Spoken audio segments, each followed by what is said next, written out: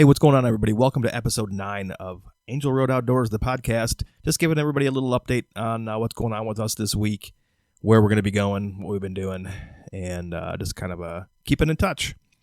Anyway, we've got a couple new sponsors this week. Hope you all enjoy episode 9, Angel Road Outdoors, the podcast. Talk to you soon. Thanks. Bye. Come on down to the Peter Palace, boys. It's that time of year again, hunting season. You know what never changes? Guys sleeping together in a trailer too small for a kindergartner coloring a rainbow on a Post-it note. Here at the Peter Palace, we'll set you big boys up real nice with 2 queen beds and your choice of a cot or blow-up mattress. Sleeps 8, 3 comfortably. Free coffee and adult movies, camera-free showers, lots of room for you to park that big old truck in the back if you know what I mean. So book your room today at the Peter Palace, 248-795-1655. Holla at you, boys.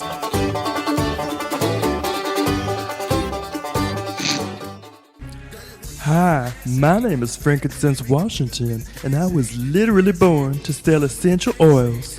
Whether you have ferocious diarrhea or erectile dysfunction, problems concentrating on your Pinterest page, or it smells like a cat pissed on your couch, Frankinsense Washington is here to help.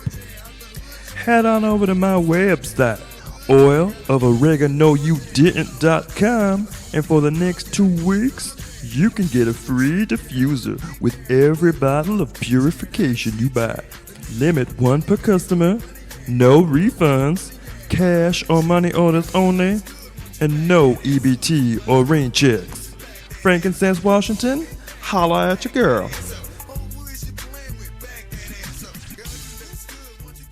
Hello, and what is going on, everybody? Welcome back to another episode of Angel Road Outdoors, the podcast. I am Bret. It is Saturday night, October 28th, and I am headed to Kansas tomorrow. Yeah, buddy. Oh, baby. I really wanted to record a podcast with my brother today, but in true postal man fashion, we have waited to the last minute to squeeze every family obligation in, and therefore he had another something going on tonight, so he wasn't able to stay over after my daughter's 5th birthday party. That's right. We had her 5th birthday party today. Son of a bitch.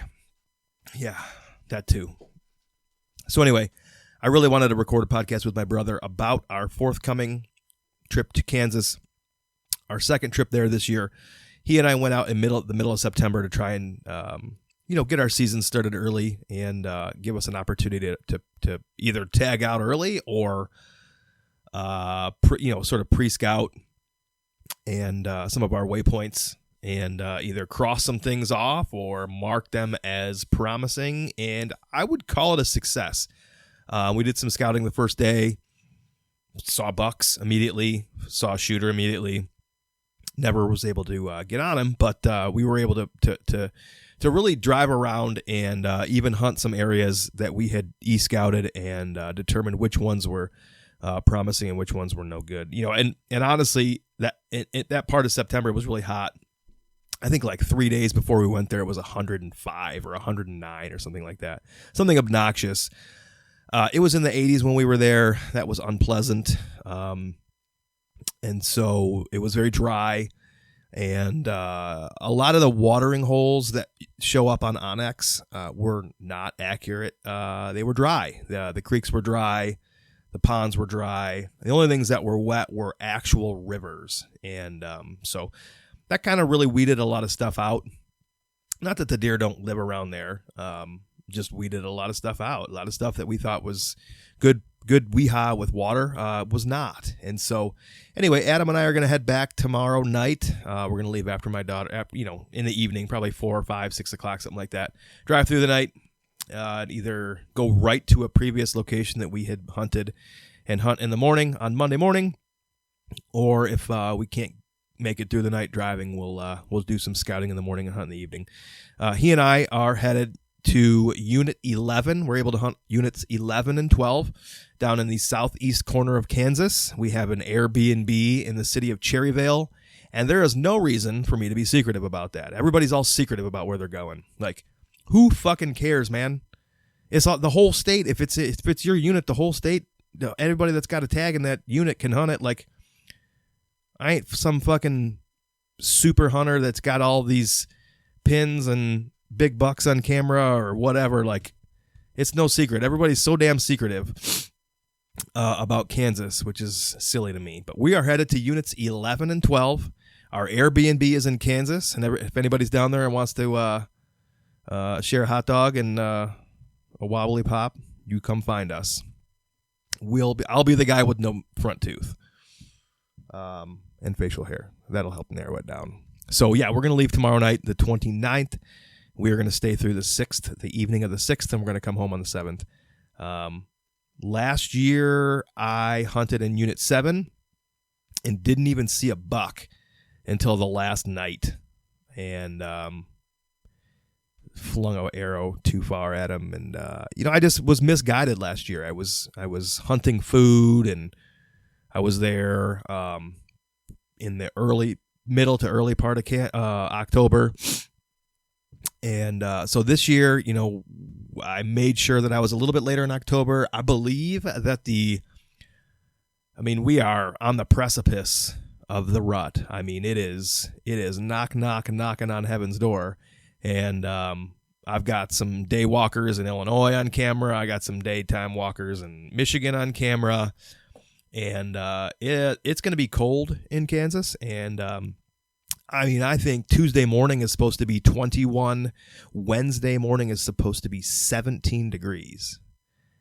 And I saw that, and I said to myself, good Lord, Bret, you do not have your warm weather clothes packed and ready to go to Kansas, because it wasn't supposed to be that cold. So I had to do a mad scramble today to locate some of my a little bit heavier clothes to at least wear for a couple mornings. And then after that, it should be like 25, 35, and a high of like 55. So much more manageable. Hopefully the deer are moving. It's rained a lot since we were out there in September. So maybe some of those ponds and some of those creeks have a little bit of water in them. I'm sure. So most of the corn was gone last time, but all the beans were still green. Hopefully the beans are gone. And hopefully the bucks are a-cruising. Pretty excited. I'm taking my... I've been doing a lot of saddle hunting this year. The only deer I shot a doe this year out of a permanent set here in Clarkston. But everywhere else I've done just primarily saddle hunting, and I don't, no good reason other than it's just been the lightest setup for me to grab. And when I was walking through the corn fields in Illinois, it was the most narrow setup I had. So I've just been doing a lot of saddle hunting, and I'm taking that with me. So I have my 3 Latitude Carbon Speed Series sticks and the fixed platform from Lone Wolf Custom Gear strapped to my XOP Striker pack, and that's been really good for me. But I'm also bringing my .5 with 2 20-inch compacts, and each one of those has an 8er on it. So I'm going to bring either one of those that I can just easily unclip the backpack and clip it onto the other, depending upon what I really want to do. I'm actually bringing a chair this time. I think there's a lot of guys that go to Kansas and hunt from the ground, and there was a couple places in September where had I been certain that the deer were passing through there, would have been able to hunt on the ground and not in a tree. And so I'm bringing that chair, and can tuck into some downfall in some of these creeks that I found where I saw some does cruising earlier in September. So I'm really excited. I know my brother is looking forward to it, but again, in true postal fashion, we have squeezed every last bit of familial duties into every last day. I was supposed to take yesterday, the 27th, off of work. Like, it was I had a PTO day, and some people at work didn't do their job on Tuesday, and therefore I was forced to work on my day off, and so I'm feeling behind. But, I woke up yesterday morning at like 4:30 to drive to Indiana, and on the way there, I said, man, you must have been snoring last night. You got that little bit of a tickle in your throat, bro. And as the day went on, I realized it's more than just a snoring, scratchy throat. It's I've got some postnasal drip, and that, my friends, has evolved into full-on head congestion, runny nose, sore throat, tickle in the throat. For sure, I've got the front end of a head cold going on right here. And why not, right? Why not? You've spent your whole entire year looking forward to Kansas. Why not get a fucking cold the day before, you asshole? I am mostly healthy, but I've been burning the candle at both ends recently. I've been getting up early and driving to and from these out-of-state job visits, and when I do that, I typically will do a hunt. So, like, if I got to go to Illinois for a job site visit, I'll get up extra early. I'll go do a hunt in the morning at that public area, and then I'll go do a job visit, and then sometimes I'll actually do a hunt in the afternoon, sleep in my truck, and then drive home the next day. And truth be told, Uncle Bret has been dabbling in the black magic of Taco Bell and their grilled cheese stuffed steak grilled cheese burritos, or whatever the fuck they're called. Oh boy. And so I haven't been eating well. I've been shorting myself on sleep, and I think it just finally caught up with me. I've been helping coach my son's hockey team, and I've been in the locker room with those little germ factories, those little booger pickers that just cough without covering their mouth nonstop. And never shut the fuck up. I've been in that locker room, breathing in that repulsive, moldy Lakeland Ice Arena air, which probably doesn't help either. But man, it's so stressful that, and like I just said, it's so stressful to me that I've been waiting my whole entire year. Like, I applied in like April or whenever the hell that was. You get your tag, and you are just chomping at the bit to go literally spend the best part of hunting season in one of the best big buck states in the United States, and you get a goddamn cold the day before? Come on, man. That's some bullshit. So, that's kind of the big news for us. We are heading to Kansas, and we are both going to tag out in 3 days, and then on the way home, we're going to stop in Michigan and meet up with our buddy Uncle Head, who is going to be at the Michigan property. And we're going to finish the week vacation with him. That's my prediction today. We are going to be tagged out by Tuesday. We're going to be tagged out by Wednesday. I feel better by Wednesday. We're going to be tagged out by Wednesday afternoon. We're going to get all cleaned up, get the deer packed away, and we are going to drive back to Michigan, and we are going to finish our rutcation in Hillsdale, where we will also shoot another deer. One of us. I don't think both of us will tag out in Michigan, but I think one of us will shoot another buck in Michigan when we get back. So that's my prediction for the week. Adam and I are going to drive to Kansas tomorrow night. By Wednesday night, we will be both tagged out in Kansas with shooters. We are going to load up. We're going to drive to Hillsdale. We're going to stay at the Baw Beast Inn in Hillsdale, Michigan, where we will then go to the Hunt Club in downtown Hillsdale and eat buffalo chicken egg rolls in celebration.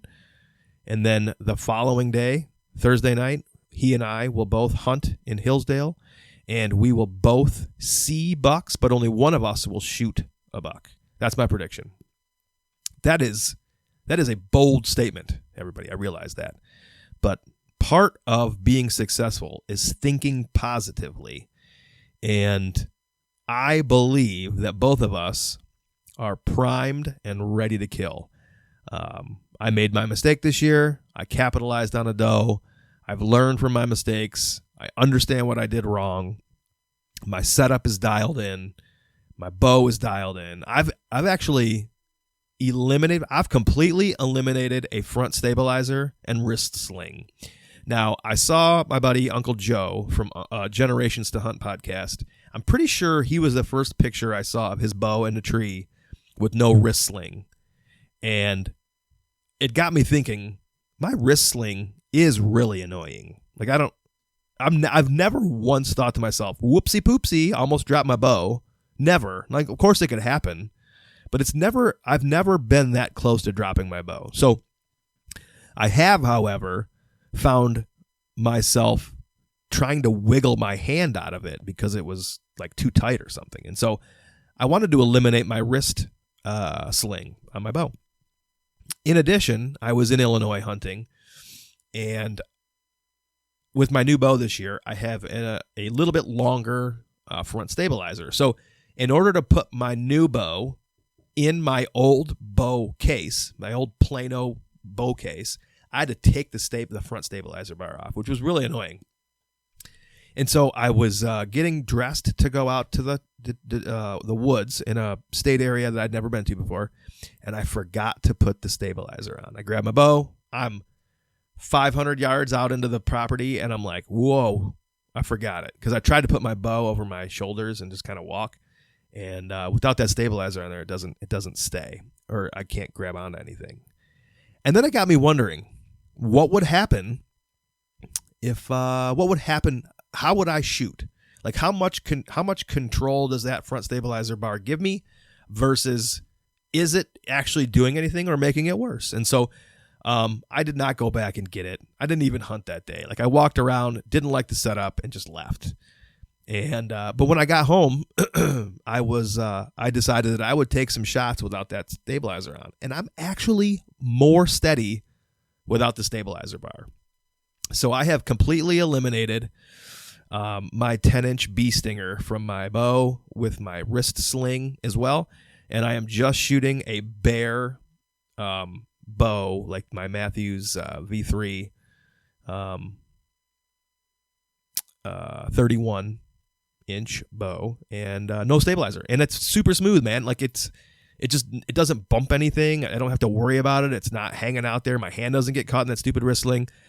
And then I proceeded to post on Instagram, how many of you, good friends of the show, do that as well, do not use a front stabilizer. And believe it or not, it is not as uncommon as most pictures led me to believe. I felt like I always saw front stabilizers on everybody's bow. But come to find out, there's a lot of people that I interact with on a regular basis that do not utilize a front stabilizer arm. So I thought that was kind of cool and interesting because I was just misguided this whole time. If anybody has any words of encouragement that they'd like to share with us, please follow us on Instagram and send me some positive messages at Angel Road Outdoors. Angel has 2 L's in celebration of the gentleman who allows us to hunt his beautiful property down in Hillsdale County, Michigan. That is the name of the show, is for him. And so find us on there, send us some uplifting messages, positive reinforcement as we head into Kansas. We're going to need all the help we can get. Hopefully next week I can get Uncle Adam on here. He was able to, he struggled in the beginning of October, but he was actually able to double up last week on a couple of big sexy does here in Michigan. And so he's ready to kill a big buck. And but I'd like to get him on the show and talk about how his season has been going so far, how he feels about everything, what he's learned, and what he's up to, and what his plans are for the rest of the year. And I'd like to do that in person instead of trying to try to do it over the old Zoomeroni here. I hate that. I hate Zoom. It drives me nuts. I hate that I have it. I hate that I even think about it. But I know a lot of people do it. But since he's my brother and he lives close, he should be able to come here. Anyway, we packed up the camper at our campsite in Michigan, so the campground is now done. The camper is winterized. All future hunting opportunities in Hillsdale over the weekend will be staying at a motel, and that's just the way it goes. I'm tired of trying to scramble to get that camper winterized when the temperature is plummeting, and so we did it all today. But anyway, that's all I got for today. Nice, short, and sweet. Just wanted to give everybody an update what we were up to, and hopefully we'll have some good video and good internet content to share with everybody over the next 7 or 8 days in Kansas. Well, thanks everybody for listening, and we will talk to you next week. Bye.